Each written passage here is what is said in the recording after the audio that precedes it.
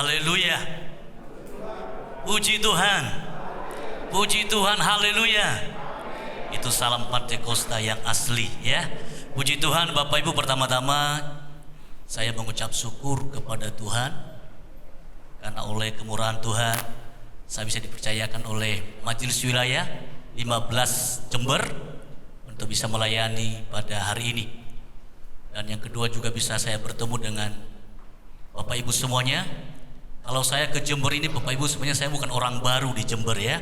Karena gembala saya ada Om Karel, pernah saya bekerja di Om Karel kurang lebih mungkin tahun 2000 ya, berapa itu? 24 tahun yang lalu. Kalau di tempat ini saya pernah ke sini dulu tahun 98, berarti kurang lebih 26 tahun yang lalu. Pernah saya berkunjung di tempat ini. Mungkin dulu gedungnya tidak seperti ini, sekarang lebih mewah lagi. Arti gereja Tuhan di tempat ini sangat diberkati Tuhan, amin. Dan Bapak Ibu, saya bersama dengan pasukan saya. Nah sekarang saya bawa pasukan, istri saya dan 2 orang anak saya bisa tiba di tempat ini dengan segala selamat. Dan juga dengan Bapak penasihat kami, Om Roland. Dan kalau Bapak Gembala di tempat ini, saudara, hanya ini kakak saya kalau Bapak Jim di sini ya. Rambutnya sudah panjang, saya masih baru mau tumbuh, saudara. Berarti saya masih adik ya. Puji Tuhan ya. Tadi Bapak Ibu kami ke sini dari instruksi Bapak Gembala bisa lewat di Rambi Puji masuk kanan lewat pohon-pohon itu. Tapi saya tadi ikut Google saja. Jadi dituntun dari Tanggul, masalah Tanggul kanan. Jadi Bapak Ibu untuk masuk ke untuk sampai di Balong ini banyak jalan yang bisa kita tempuh untuk bisa masuk. Tapi kalau untuk masuk surga tidak banyak jalan, hanya satu. Amin. Ya, sekalipun banyak orang berkata banyak jalan untuk masuk, untuk pergi ke Roma. Betul kalau di Roma masih banyak air mata. Tapi kalau untuk masuk surga hanya satu, Tuhan Yesus saja. Amin. Puji Tuhan Bapak Ibu, saya ada di pelayanan di Surabaya. Kalau Bapak Ibu tahu, pasti tahulah tempat saya, karena di tempat saya itu daerah yang cukup terkenal dulu, yaitu daerah Doli. Bapak Ibu pernah dengar Doli? Tapi ini bukan mantan Doli ya, beda ya. Saya pelayan di daerah itu sudah 12 tahun. Kami sudah melayan di sana. Dan puji Tuhan hari ini jemaat semakin diberkati Tuhan. Dan kami juga masih sedang pembangunan 7 tahun gak selesai saudara. Ya, 7 tahun sampai sekarang masih belum selesai. Karena ya beda-beda tipis dengan gereja di tempat ini 10 kali 30, 3 lantai. Nah saya yakin di tahun depan pasti Tuhan atur semuanya yang terbaik. Amin. Nah Bapak Ibu yang dikasihi Tuhan, pada hari ini kita belajar dari firman Allah dengan tema yang ini tema GBD Jawa Timur untuk Paskah tahun 2024, kuasa kebangkitan Kristus yang mengubahkan. Mari kita sama-sama baca dulu dalam 1 Petrus pasal 1 ayat 3 sampai 9.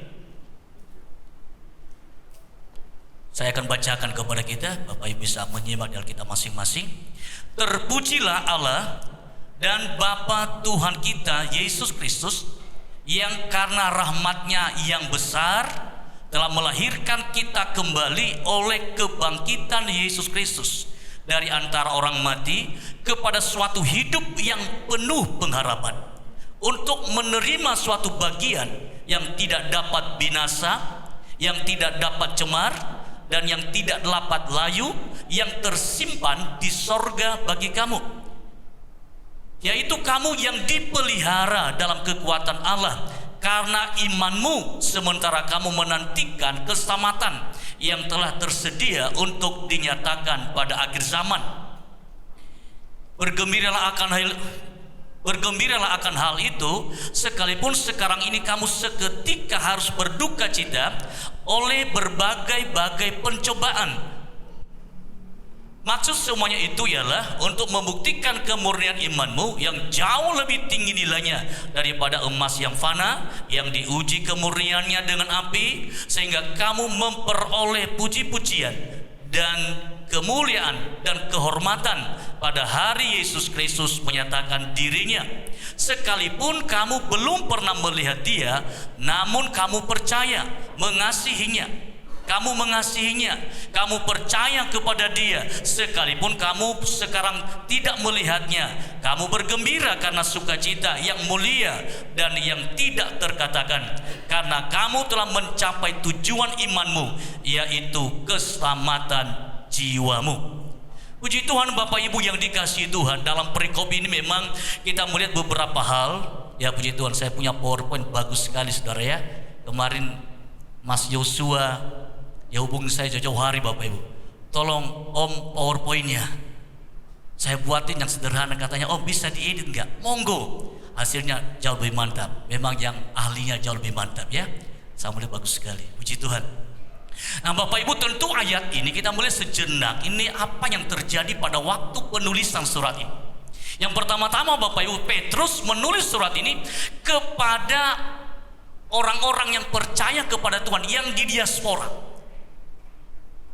Nah mereka itu tersebar di mana-mana Bapak Ibu, bukan karena keinginan sendiri. Kebanyakan mereka tersebar di mana-mana karena penganiayaan ya, karena masalah, karena penderitaan yang disebabkan dari pemerintahan Romawi itu sendiri, dan juga dari orang Yahudi sendiri Bapak Ibu.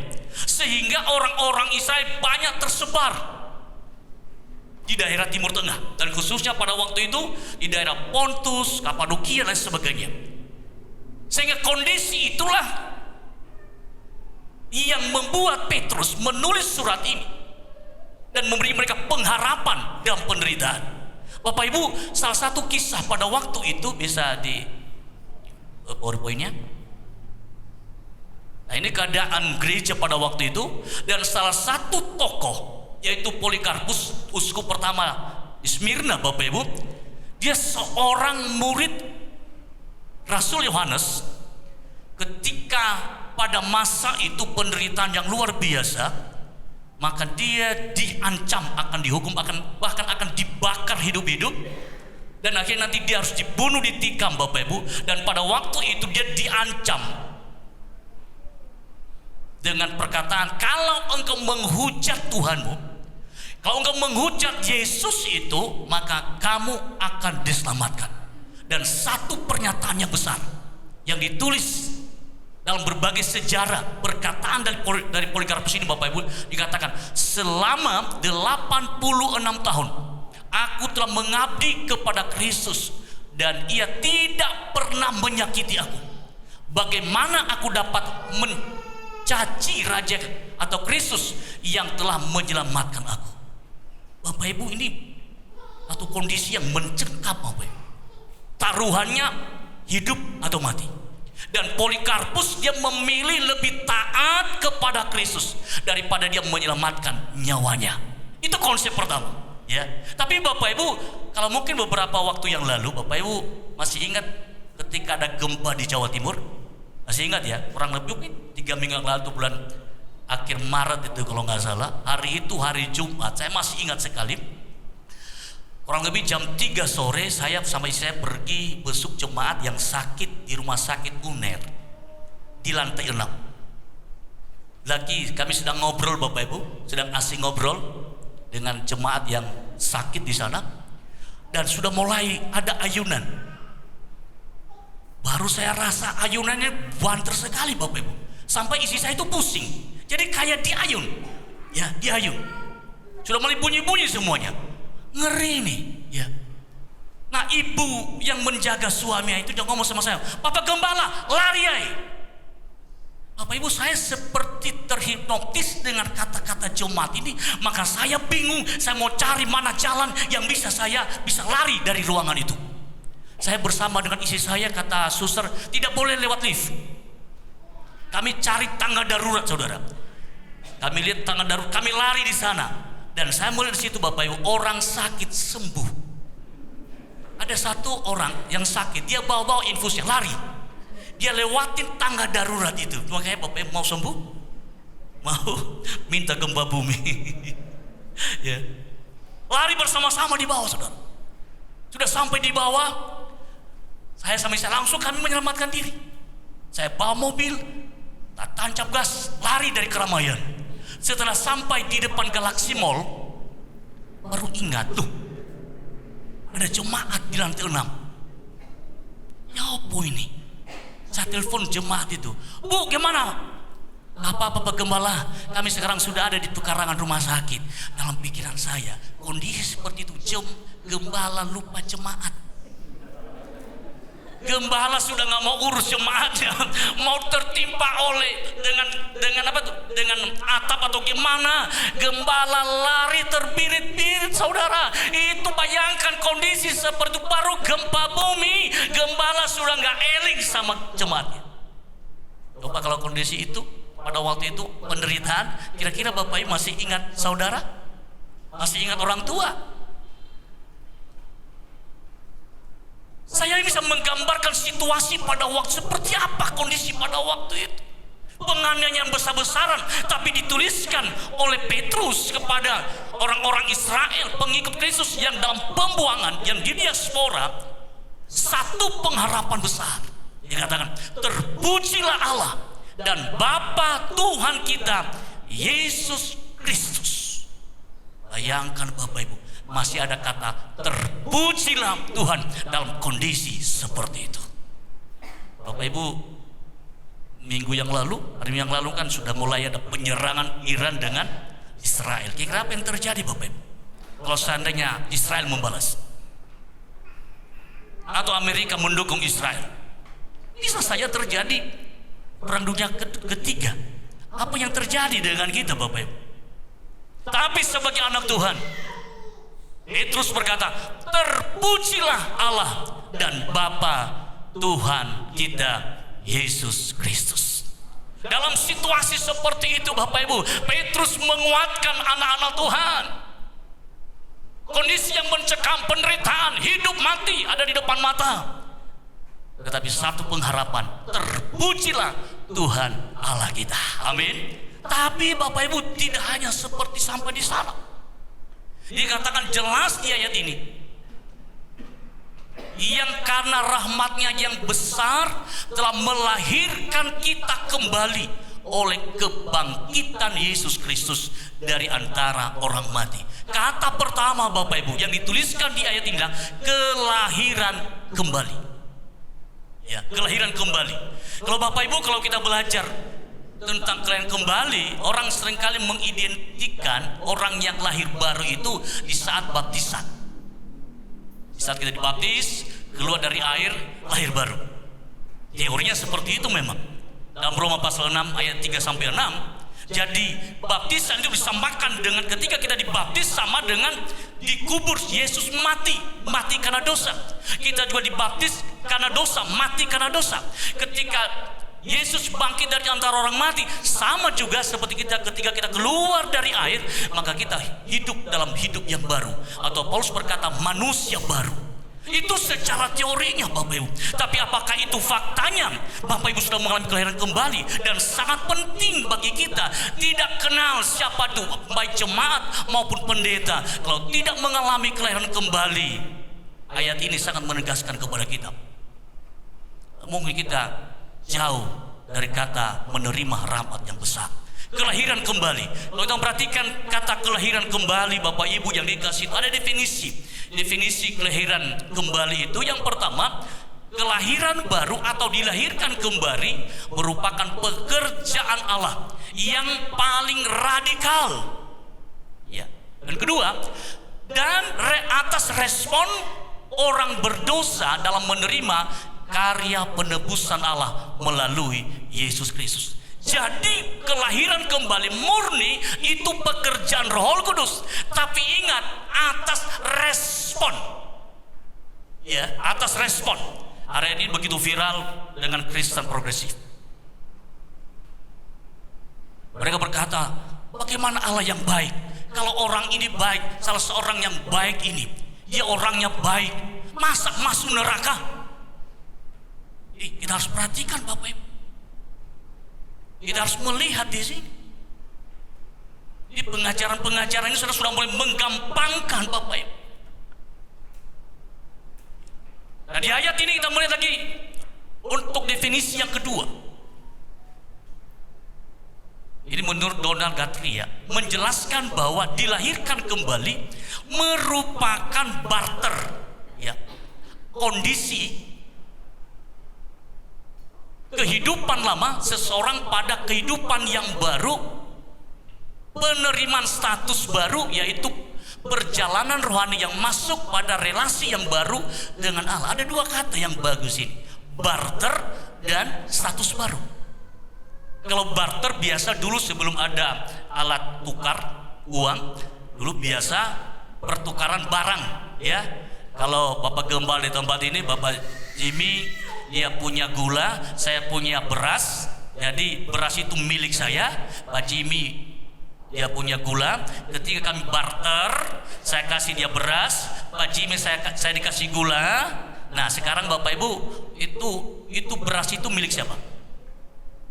Awalnya milik saya. Ketika kami barter, maka beras itu milik siapa sekarang Bapak Ibu? Itu milik Pak Jimmy. Sementara gula jadi milik saya. Artinya ada barter. Jadi kelahiran kembali, ada lagi istilah di situ, status baru. Jadi Bapak Ibu, kelahiran kembali itu sangat menentukan status kita di hadapan Tuhan. Saya dilanjut. Next. Nah, jadi perubahan status ini penting sekali. Yang pertama, hakikat dosa dan kasih karunia. Orang yang sudah mengalami kelahiran baru maka memperoleh status baru. Jadi Bapak Ibu begini, sebelum seorang mengalami kelahiran kembali, maka statusnya itu namanya hakikat dosa. Ya, hakikat dosa. Dia belum berbuat dosa, sudah berdosa. Sama dengan kita manusia ini Bapak Ibu, konsep kita orang Kristen bukan setelah berbuat dosa baru berdosa, tidak. Konsep kita sebelum berdosa, kita lahir saja sudah di dalam dosa. Beda kalau ajaran yang lain, berdosa hanya bukan dengan dosa perbuatan. Kalau kita Bapak Ibu, ada satu ilustrasi yang bagus, soalnya contoh ini bagus sekali. Singa dikatakan buas bukan setelah memakan orang, bukan.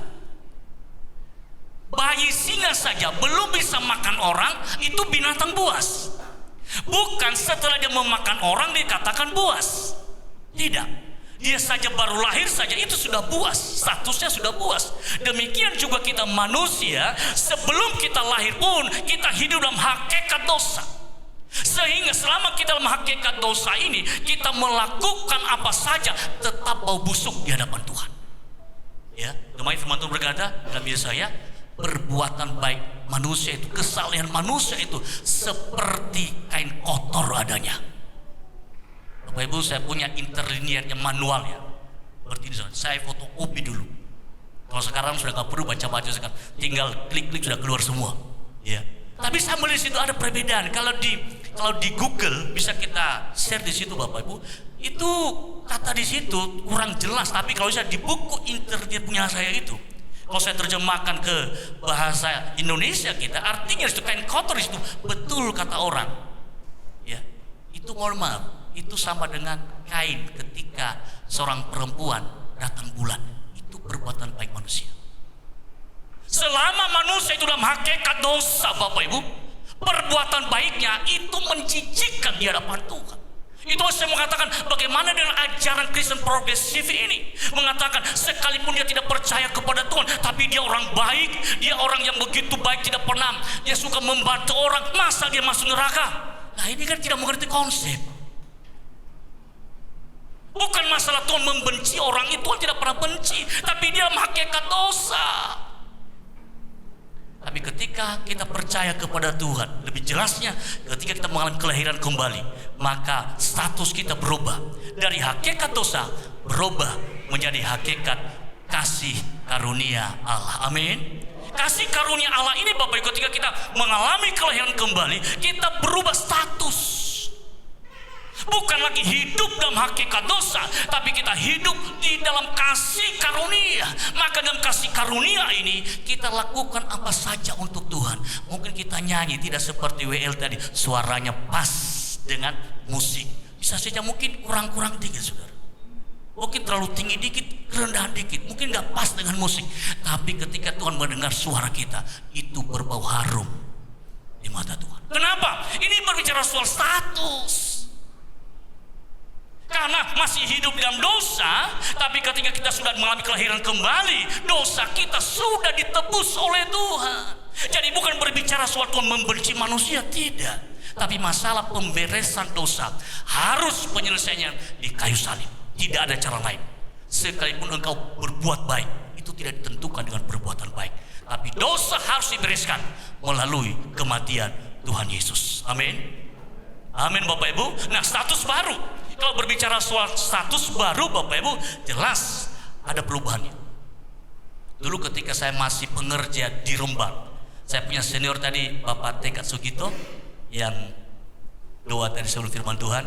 Itu senior saya, baik di kampus baik juga di Pak Tekat ya, waktu kami di Rembang. Waktu itu saya yang nyetirin Om Ngesti Pramono di mana-mana. Ketika saya masih pengerja di Rembang.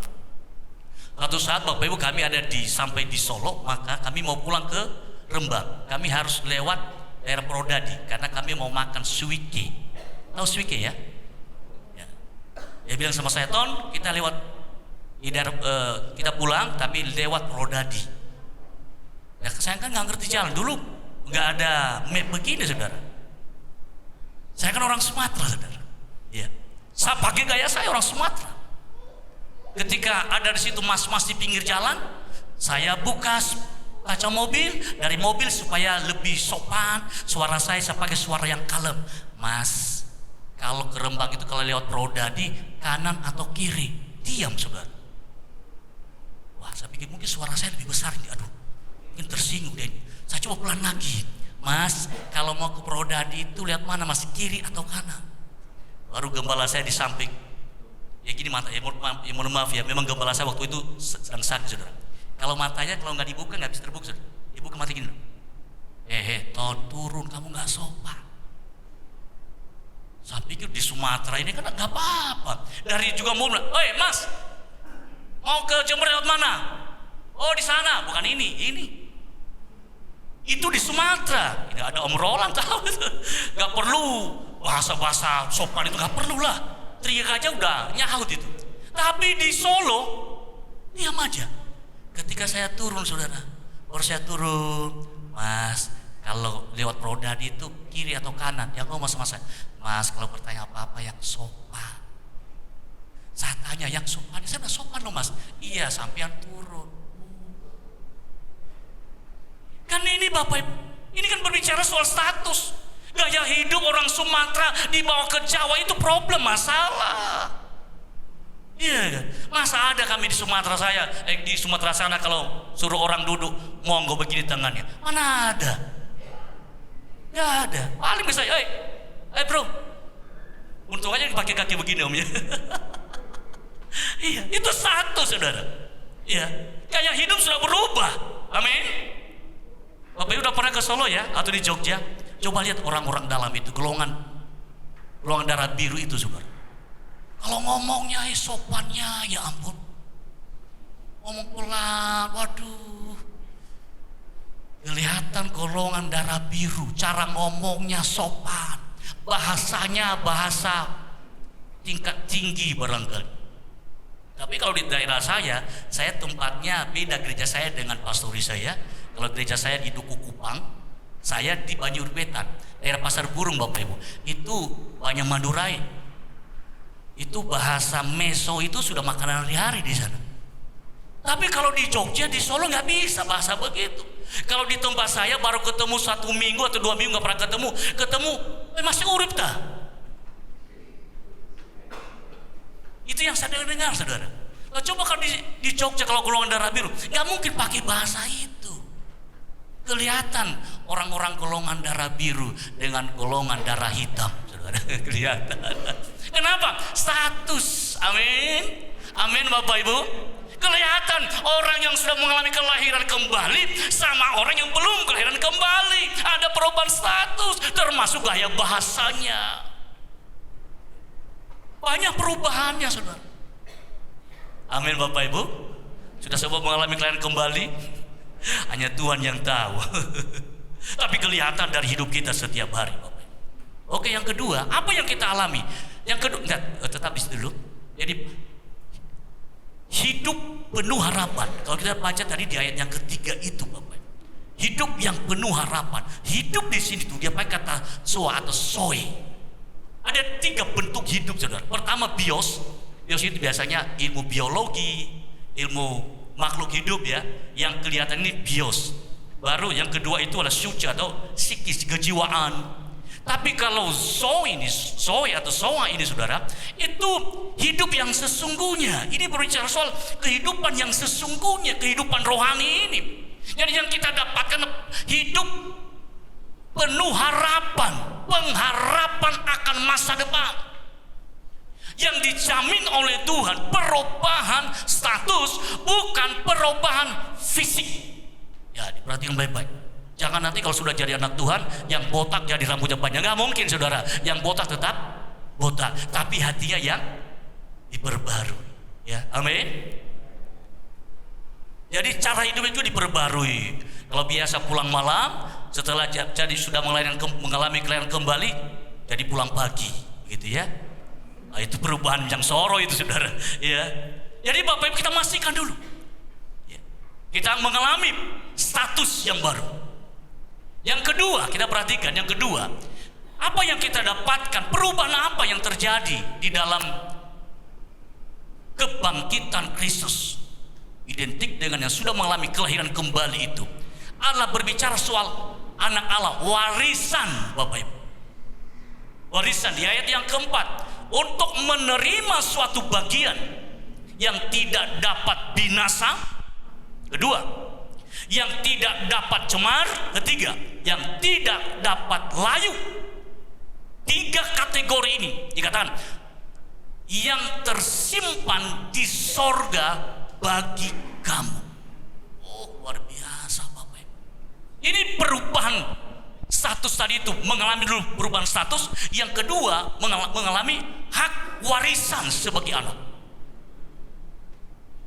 Kalau saya lihat berbicara soal warisan, sangat berbeda, setiap suku beda. Kalau kami di Sumatera, yang menerima warisan itu laki-laki.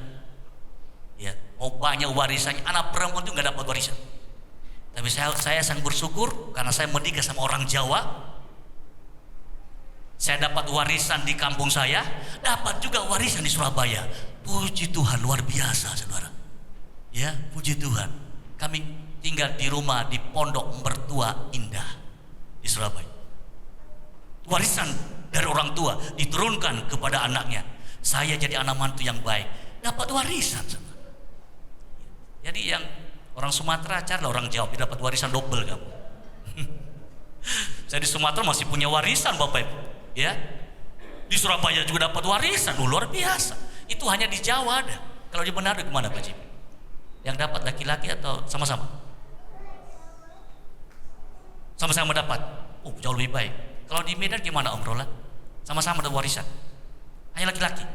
Oh, bodoh. Iya. Wajah-wajah orang Sumatera, wajah-wajah yang diberkati, saudara. Warisannya.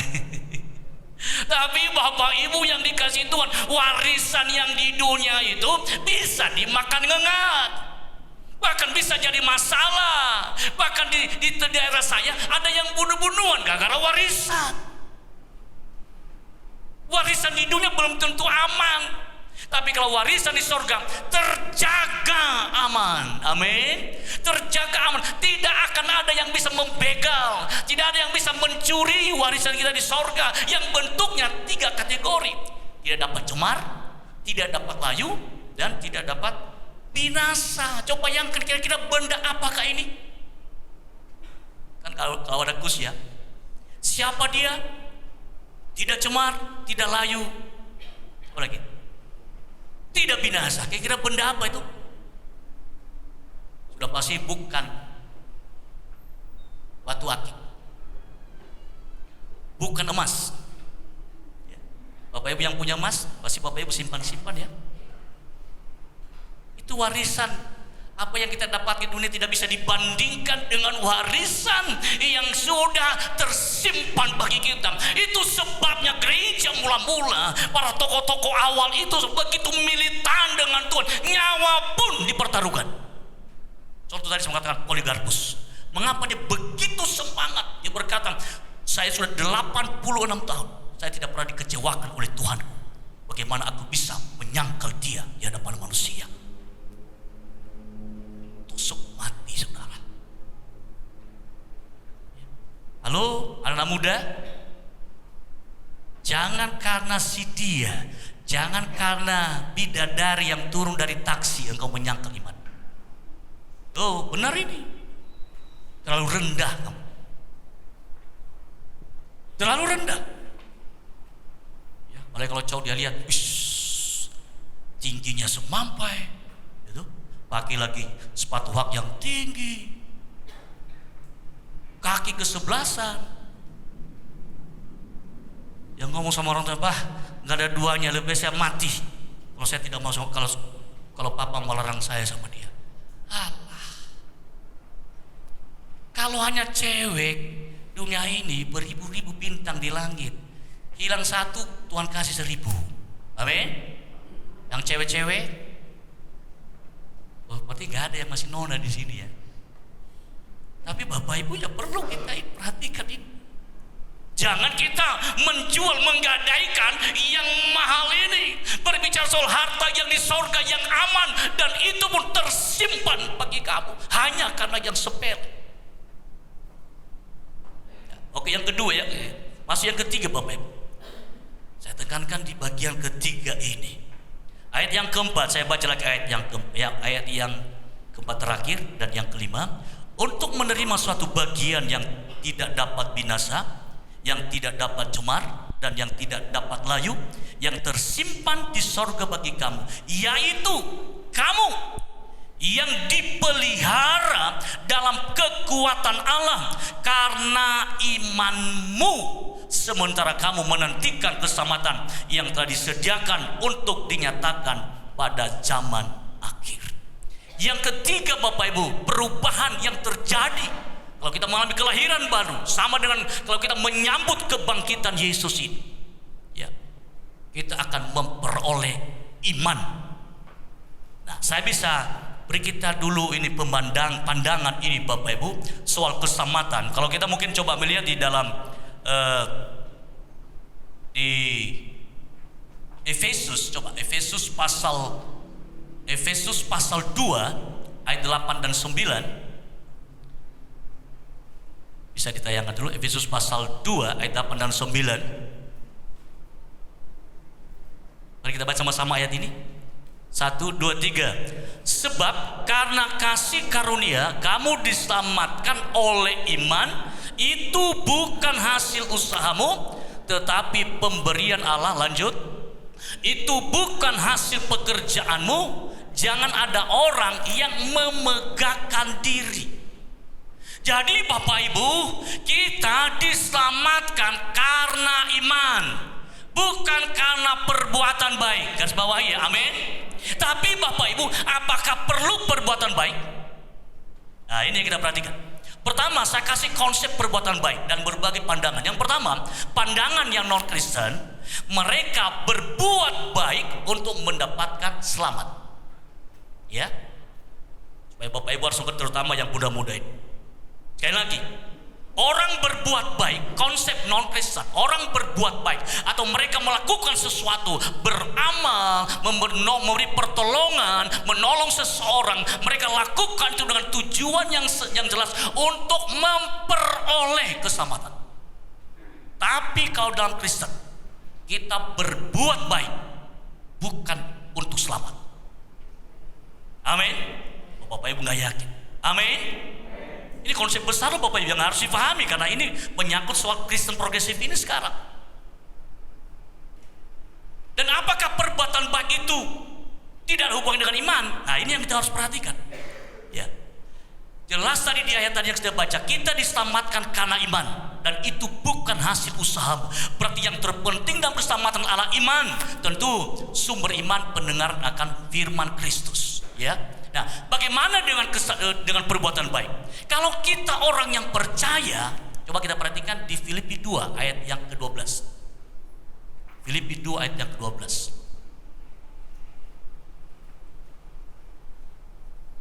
Bisa? Filipi 2 ayat 12. Ayo kita baca sama-sama lagi ayat ini. 1, 2, 3. Hai saudara-saudaraku yang kekasih, kamu senantiasa taat. Karena itu tetaplah kerjakan keselamatanmu dengan takut dan gentar, bukan saja seperti waktu aku masih hadir, tetapi terlebih pula sekarang waktu aku tidak hadir. Perhatikan ayat ini Bapak Ibu. Coba bagaimana hubungan iman dengan perbuatan baik. Di ayat ini jelas, dan perhatikan, kerjakanlah keselamatanmu, bukan kita berbuat baik untuk selamat. Perhatikan frase yang di atasnya.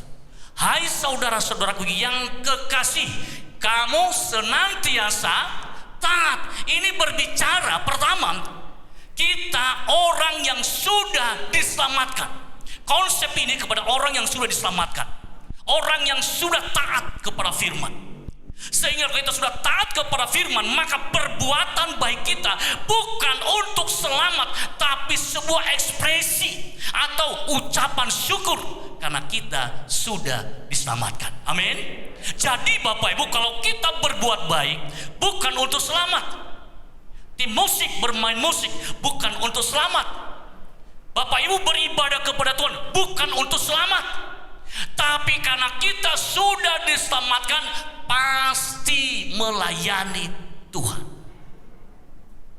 Amin. Jadi kata kerjakanlah keselamatanmu bukan tujuannya untuk selamat, bukan. Perhatikan di atasnya tadi, kamu senantiasa taat, out dari keselamatan. Kita keluar dari keselamatan dengan perbuatan baik.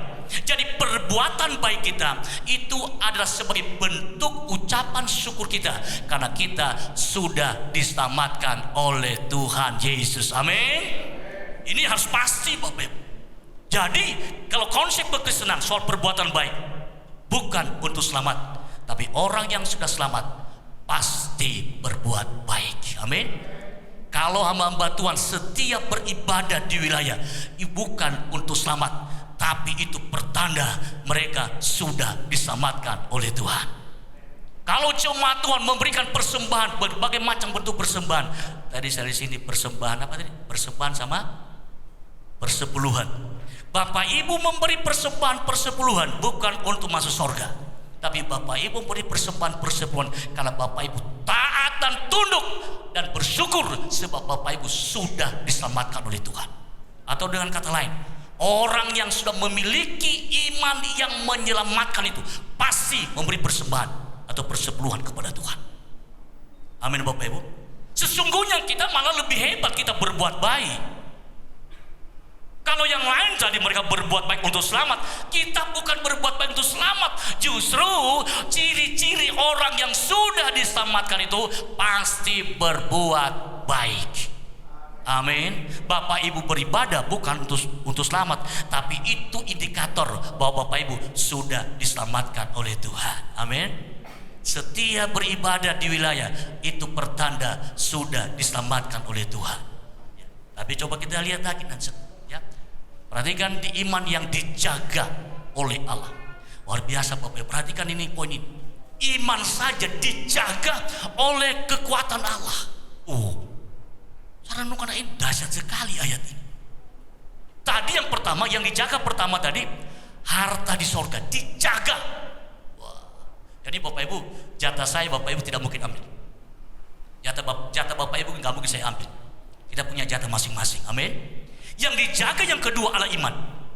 Iman yang dijaga oleh kekuatan Allah. Mengapa iman dijaga oleh Tuhan? Ini pertanyaan, mengapa iman dijaga oleh Tuhan? Nanti kita perhatikan di ayat yang ke-7 dan seterusnya. Kenapa? Yang pertama, karena Tuhan tahu bahwa manusia itu lemah. Tuhan tahu kita ini bukan super power. Ada saatnya kita semangat, kadang-kadang juga bersungut-sungut, kadang-kadang juga kecewa. Ini yang terjadi. Kalau jemaat biasanya Bapak Ibu ya, biasanya kalau istri dalam rumah tangga, kalau tanggal muda itu pasti semangat, melayani suami semangat, memperhatikan suami semangat. Itu kalau tanggal muda. Kalau sama hamba Tuhan tidak ada tanggal muda, tidak ada tanggal tua. Berdoa, ini jemaat. Tapi kalau sudah mulai akhir bulan, itu istri darah tinggi itu Pak. Kebanyakan darah tinggi. Kenapa? Bukan masalah tanggal tuanya, tidak. Karena cicilannya. Supaya Bapak jangan banyak cicilan, supaya nggak darah tinggi ya. Itu hanya intermezzo saja. Perhatikan poin yang kedua. Mengapa iman kita dijaga oleh kekuatan Allah? Yang pertama tadi karena manusia lemah. Yang kedua karena ada banyak serangan. Wah, luar biasa. Ada banyak serangan iman. Ya, kita perhatikan ayat yang ke-7, saudara. Alamat saya di ayat yang ke-7. Ayo kita baca sama-sama lagi ayat yang ke-7. Saya sedang mengajak jemaat untuk sama-sama membaca. 1, 2, 3. Maksud semuanya itu ialah untuk membuktikan kemurnian imanmu yang jauh lebih tinggi nilainya daripada emas yang fana, yang telah diuji kemurniannya dengan api, sehingga kamu memperoleh puji-pujian dan kemuliaan dan kehormatan pada hari Yesus Kristus menyatakan dirinya. Perhatikan poin yang kedua, saya mengatakan tadi Bapak Ibu, bahwa kenapa Allah sendiri dan kekuatan Dia menjaga iman kita. Kenapa? Dia tahu banyak tantangan. Tantangan apa Bapak Ibu? Nah, perhatikan tadi yang ke-7. Jelas dikatakan bahwa ada pengujian iman, ada filter iman. Ini yang terjadi di akhir zaman, pemurnian iman. Kelihatan mana kambing, mana domba. Ya. Kelihatan mana gandum yang berisi, mana yang tidak berisi. Itu mulai kapan itu kelihatan? Di saat pengujian iman. Nah, kita perhatikan tadi Bapak Ibu, bahwa sesungguhnya ujian iman itu justru dikatakan di ayat yang sudah kita baca tadi. Iman itu iman itu jauh lebih tinggi nilainya daripada barang, katakan tadi, dari emas yang fana. Coba ya, dibandingkan.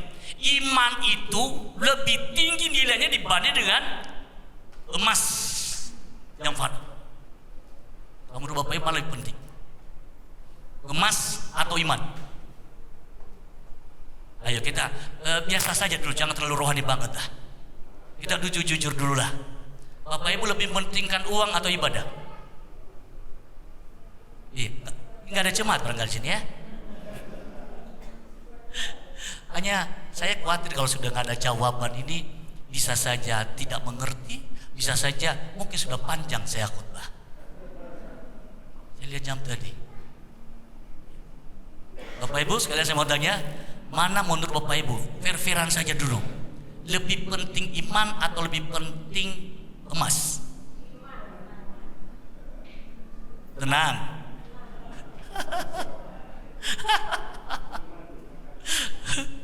Bapak Ibu yang kudus, saya bawa ke kalangan saya sebagai seorang hamba Tuhan. Saya dalam periode ini saya pikir, kok saya baru ngerti ya. Dulu saya kan nggak ikut-ikutan sama sekali, nggak mau tahu, dan memang nggak mau tahu.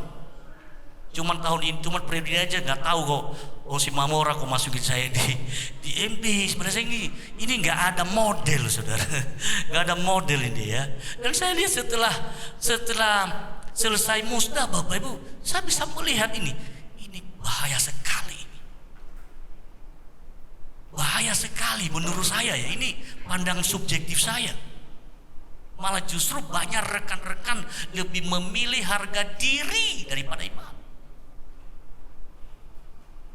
Lebih banyak menjaga jabatan daripada iman. Bahkan berani berbuat sesuatu. Bagi saya ngeri sekali. Jadi bagi saya sendiri, saya jadi kayak apa ya? Saya baru ngerti ini. Awalnya saya nggak ngerti. Ini namanya masih hamba Tuhan muda ya. Saya dalam penggembalaan nggak terlalu lama, Bapak Ibu. Sekarang saya di Surabaya baru 12 tahun di Surabaya. Tapi saya coba melakukan suatu hal yang beda. Karena setahu saya dalam firman Allah ini, setiap kita baca firman terus ada dua garis besar. Yang pertama janji, yang kedua berkat. Ya, contohnya dalam Matius pasal 6 ayat 33. Carilah dahulu kerajaan Allah dan kebenarannya, maka semuanya akan ditambahkan kepadamu. Bapak Ibu senang yang mana? Cari dahulu kerajaan Allah atau ditambahkan kepadamu? Yang ditambahkan itu Bapak Ibu berbicara soal kebutuhan jasmani, sandang pangan, ya. Bapak Ibu kadang-kadang loh, malah kadang-kadang juga ada hamba Tuhan begitu ekstrim loh saudara. Tuhan, kami klaim janjimu. Saya pikir, oh berarti Tuhan ini tukang asuransi ini. Berarti pertanyaannya, emangnya 1 bulan bayar premi berapa? Oh main-main klaim-klaim segala. Ngeri kalau saya bilang, klaim-klaim janji Tuhan. Bagi saya Bapak Ibu, bagi saya tidak perlu klaim janji. Tapi lebih baik saya melakukan perintah. Ketika saya melakukan perintah, pasti janji itu otomatis akan menjadi bagian saya. Bapak Ibu, saya punya pengalaman. Saya masih hamba Tuhan, tapi pengalaman saya juga, menurut saya, ya puji Tuhan lah, untuk ukuran saya. Ya, pas COVID berapa tahun yang lalu Bapak Ibu, COVID, ada seorang anak Tuhan. Biasanya ibu ini dulu dia salah satu donatur ketika saya kuliah di Jember. Saya dikasih tiap bulan 100.000. Dan ketika saya sudah tamat, saya kehilangan jejak. Dan ketika itu sebelum COVID itu, maka saya lihat dia di Facebook. Saya coba chatting di Facebook. Saya bilang, apakah betul ibu yang pernah bantu saya? Dia bilang, kamu siapa? Saya ini bu. Oh iya betul. Dulu dia biasa bantu saya. Pas waktu Natal dulu itu, dia minta nomor rekening saya. Ton, ibu minta nomor rekeningmu, aku kasih kamu uang Natal.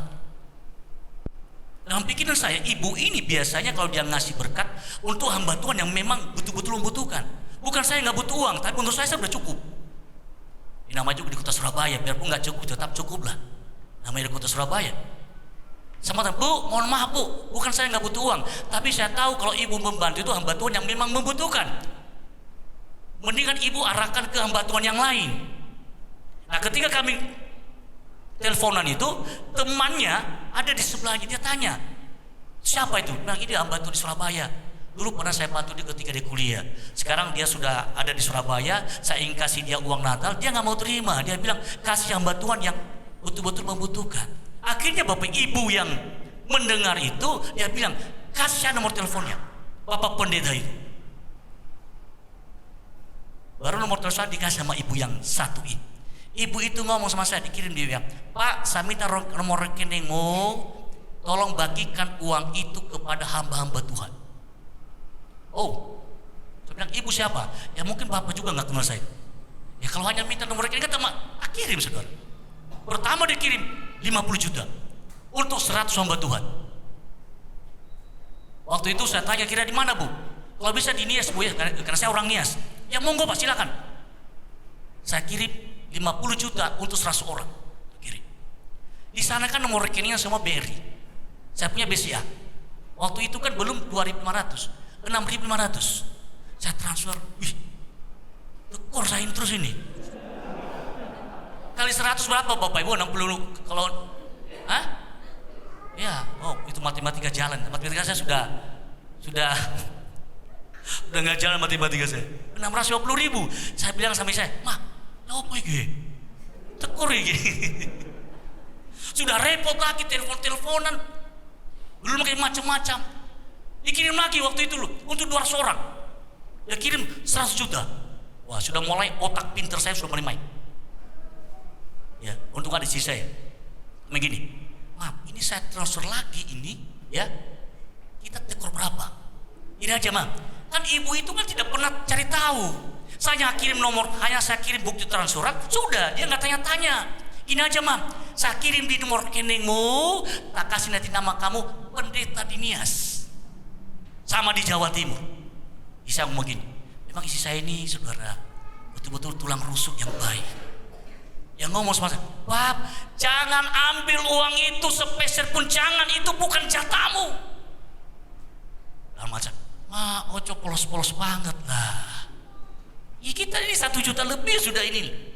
Dia bilang, jangan ambil kalau bukan jatah kita. Aduh, dia bilang, mama saya, istri saya terlalu polos kan. Menurut saya waktu itu, ya sudah, saya nggak ambil saudara. Ya, sesudah itu Bapak, apa yang terjadi? Saya masih ingat 22 bulan 5 tahun 2022. Ada seorang orang jemaat Katolik, ya, dia sudah 2 tahun tidak pernah keluar rumah. Kenapa? Takut sama COVID. Ketika dia keluar Bapak Ibu, dia telepon saya, Pak Pendeta, ini teman saya main bulu tangkis. ya sudah lama. Dia bilang sama saya, Pak Pendeta, saya ini mau keluar, tapi saya ingin membuktikan apakah sampean itu pendeta atau bukan. Saya curiga ini yang sudah mau mati ini. Kan biasa kan orang aneh-aneh kan begitu ya. Saya bilang, bos, apakah bisa obat atau perlu saya doakan tak? Loh kenapa? Ini apa sampai ini nggak ada pertanda buruk tak? Maksudnya apa? Ya kok aneh-aneh gitu loh. Enggak, saya buktikan Pak Tony itu pendeta atau bukan. Dalam baptisan untuk apa? Oke. Kami ketemu di gereja saya. Ketika ketemu di gereja Bapak, dia bilang sama saya, oh ini gerejamu? Iya. Oh, berarti betul sampean pendeta. Maksudnya apa? Ya kan? Maksudnya apa sih? Ya, waktu itu sedang pembangunan lantai 2, mau kami usahakan bulan Desember untuk kami bisa pakai, saudara, 2002. Yang ngomong sama saya, Pak Pendeta sedang bangun ya? Iya. Begini aja Pak Pendeta, bagaimana kalau saya bangun lantai 2 ini? Wah, tenang dah. Ini bahasa Jawa saya lumayan bagus Bapak Ibu ya. Saya diketawain ya. Tenang dah bos. Alah ini piro saya Pak Tony. Gini aja lah, nacakin tukang. Beres sampai selesai bulan Desember. Kamu bisa pakai. Oke, deal. Ini transfer 100 juta di rekening saya. Wah, ini baru pertama saya lihat uang 100 juta. Saya lihat di bank saya. Ini tenang tak uang ini dah. Konornya wake. Loh, ini kan di ATM di banking. Ini uang ini. Wah, saya gemetaran, saya keringatan, saya salaman sama. Baru saya akui sampean pengusaha sukses. Bapak Ibu sesudah itu Bapak Ibu, dia naik ke lantai 3 lagi Bapak Ibu, belum selesai. Lantai 3 dia naik ke lantai 3. Yang ini Pak Pendeta kasihan ini besi-besi ulir yang 16 sudah karatan Bapak Ibu. Sudah 5 tahun waktu itu. Yang ngomong sama saya, Pak Pendeta bagaimana kalau saya robah? Apa yang robah? Saya tidak jadi selesai ke lantai 2, tapi bagaimana kalau saya bangun lantai 3? Karena ini malu-maluin sama tetangga. Lah, sama saya, kok kamu yang malu, aku gembala nggak pernah malu, tuh ya? Malah teman orang Katolik yang malu. Oke lah, terserah Bapak aja. Oke, deal, besok dikirim tukang. Tahun yang lalu Bapak Ibu diselesaikan lantai 3, biaya total dikeluarkan 1 M lebih. Bapak Ibu yang dikasih Tuhan, saya mau menyaksikan ini. Kalau saya memperhatikan barang yang fana, kalau saya ambil uang mungkin 1 juta sampai 5 juta yang bukan milik saya bisa pastikan saya tidak akan dapat yang 1 M lebih. Tapi saya lebih baik iman yang nilainya lebih tinggi ini. Saya mencoba menjaganya, sebab Tuhan yang menjaga iman itu. Lebih baik harta yang 5 juta barangkali saya bisa kirim sama saya, lebih baik hilang, karena saya tahu itu bukan jatah saya. Dan berkat itu saya bisa terima Bapak Ibu. Kenapa? Karena saya lebih mementingkan iman saya daripada harta yang saya terima. Amin Bapak Ibu. Kadang-kadang kita bisa luput di sana loh Bapak Ibu. Saya bisa pastikan. Ya, sehingga sebelum itu lagi Bapak, saya bisa saksikan aja. Waktu itu ada anggota dewan yang ngomong sama saya, Pak Tony, bikin proposal, kita akan bantu gerejamu 50 juta. Oke, masuk proposal. Ketika dikirim, maka tim survei saya dihubungi. Pak Pendeta, kita tidak perlu ke gereja Pak Pendeta, tapi Pak Pendeta nanti usahakan kasih uang saja.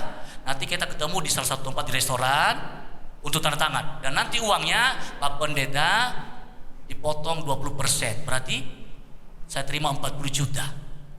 Langsung Bapak Ibu ketemu di restoran, saya bilang, Pak, jangan ajarin pendeta berbohong, tapi tak ajarin kamu yang benar, caramu itu bohong kamu. Dan saya tidak mau terima uang itu. 40 juta saya tidak mau terima. Kenapa? Saya bohong. Saya tanda tangan 50 juta, saya terima 40 juta. Saya bilang sama dia, Pak, Bapak ini membohongi pendeta, mengajari pendeta berbohong. Tapi apa katanya sama saya? Udah Pak Pendeta, jangan terlalu kudus. Ini juga konco-konco sampai ini semua terima semua kok. Ini juga terima kok. Dia tanda tangan 50 juta, terima 10 juta. Kok Bapak kok, ini tinggal terima kok susah banget. Saya bilangin, sorry, saya tidak mau terima. Bagi saya lebih baik, lebih tinggi nilai iman daripada uang ini, saudara. Sekalipun saya putus, Bapak. Saya tidak jadi terima, saudara.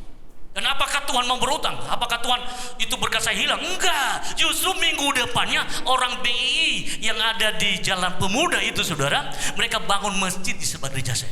Ketika mereka mau kasih uang 50 juta di sana, maka bapak ini jalan-jalan di depan gereja saya. Karena di depan gereja saya itu ada makam.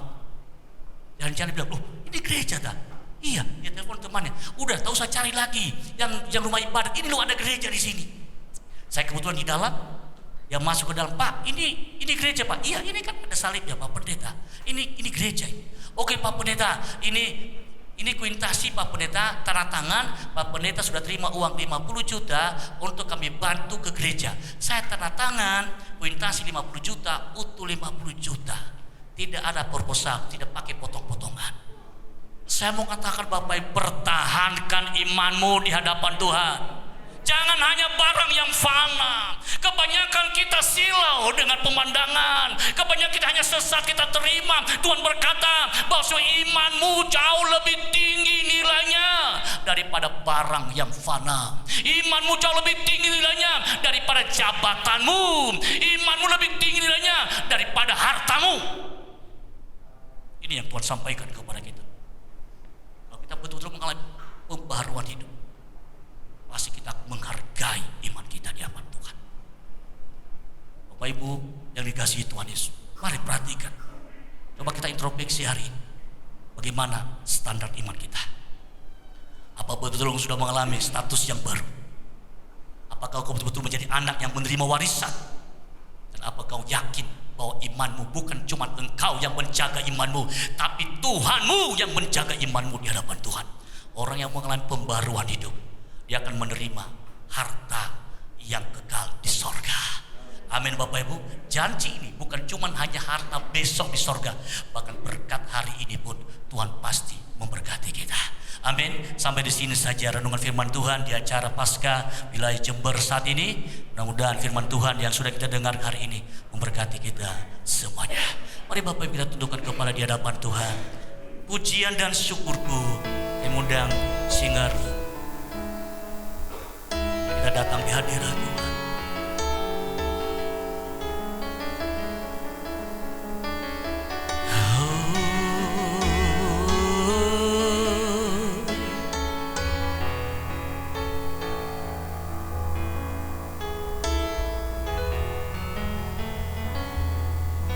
Pujian dan syukurku ku bawa padamu dengan rendah hati, dengan rendah hati ku persembahkan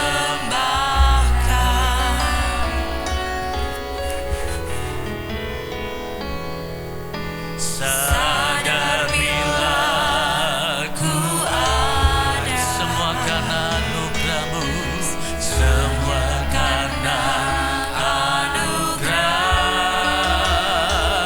bukan karena kekuatanku. Pujian dan syukurku, mari sama-sama kita beri, semua kita angkat pujian ini. Pujian dan syukurku ku bawa padamu dengan rendah hati ku persembahkan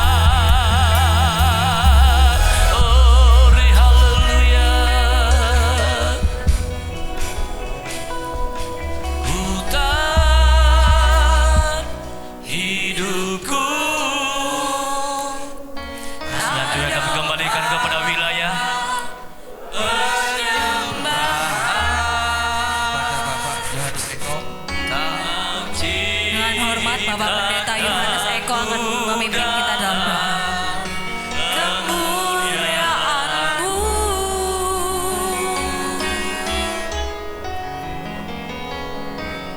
ku tahu hidupku berharga di mata-Mu. Segenap hidupku persembahkan.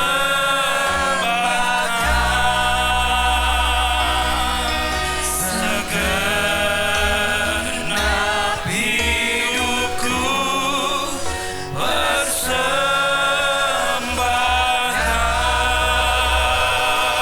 Terima kasih Tuhan.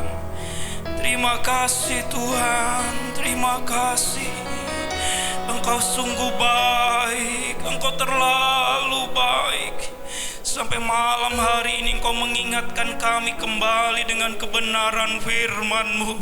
Engkau menyegarkan iman kami, meneguhkan iman kami di tengah kelelahan, keletihan kami dengan situasi yang terjadi hari-hari ini. Tuhan, kami tahu Tuhan mengasihi kami, Tuhan mencintai kami, Tuhan yang sudah mati dan bangkit untuk menebus dosa kami, bukan karena kebaikan kami, semuanya karena kebaikan Engkau dan kemurahan Tuhan. Terima kasih Bapa, terima kasih Tuhan. Teguhkan iman kami, kuatkan iman kami ya Bapa. Tolong kami sebagai hamba-hamba-Mu, tolong kami sebagai umat-umat-Mu, supaya tetap berdiri di dalam iman yang murni Tuhan, sampai Tuhan datang kembali. Hari-hari yang semakin sulit hari-hari ini Tuhan, biar kami tetap teguh, memiliki iman yang teguh, iman yang benar, yang sesuai dengan firman-Mu. Sekalipun ada banyak pengajaran-pengajaran manusia hari-hari ini, Tuhan jagai hati kami, jagai iman kami, dan tidak akan pernah tergoyahkan ya Tuhan, sebab ada Tuhan yang menjagai kami. Terima kasih Bapa, terima kasih Tuhan Yesus, terima kasih. Berkati hamba-Mu yang sudah melayani kami dengan kebenaran firman-Mu. Pakai lebih lagi baik pelayanannya, keluarganya bersama jemaat yang ada di Surabaya. Terpujilah nama-Mu Bapa. Kami sudah menerima firman-Mu, dan firman-Mu itu terus tinggal di dalam hidup kami, sehingga kami menjadi pelaku-pelaku firman Tuhan. Dalam nama Tuhan Yesus kami sudah berdoa. Haleluya. Amin.